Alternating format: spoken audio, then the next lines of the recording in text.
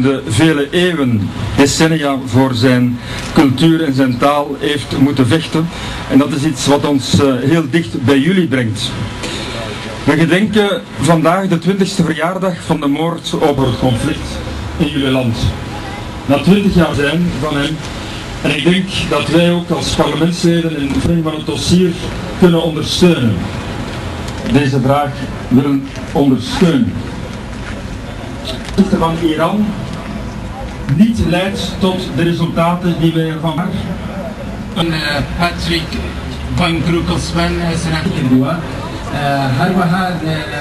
هروها باسی وی کرکیه مدیان سال لدیپلماسی کی همیدوار دا بنسبت ایران دا بوین بلام او دیپلماسی شکستی خواردوا دوخی جنان باسی دوخی نالباری جنان وضعیتنا نالباری دموکراسی لایران دا کردو کدلا به هیچ و هروها تیپیم خوشه که من کوت ایج دا باسی وی کرکیه دتوانن لسر پشتیوانی ایم و پارلمانی بلژیک بو بزوتنوی کرد حساب کن زور سپاس بپیوین ای شهیدان بپیوین. از سلام به شما خانم‌ها آقایان حضار محترم. من تصمیم داشتم در حقیقت همینطور صحبت بکنم از خاطرات خودم، تجاربی که با قاسملو داشتم طی شاید بیش از 50 سال تا زمان مرگش. من با قاسملو در سال 1952 هر دو عضو سازمان جوانان حزب توده ایران بودیم. قاسملو که 20 سال پیش در چنین روزی در وین پایتخت اتریش همراه با عبدالله قادری آذر و فاضل رسول محمود سر میز مذاکره با نمایندگان جمهوری اسلامی ترور شدند به اینجا آمدم. در حالی ترور شد که بر اساس اعتقاد بر اصل گفتگو و مذاکره برای حل مسالمت آمیز مسئله کردستان به این ملاقات رفته بود. علیرغم مدارک غیر قابل انکار در هنگام ترور دولت اتریش به پلیس و دستگاه قضایی این کشور اجازه اتمام تحقیقات و دادرسی پرونده را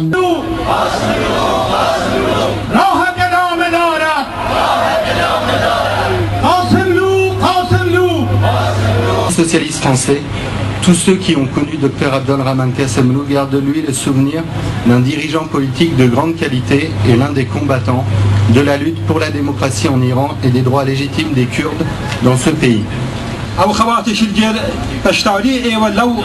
ریو رسمه رزدانانه با او خبات شلگیره که دکتر قاسملو ماوی زیادتر در 40 سال تمنی خوی بای ترخان کرده بود.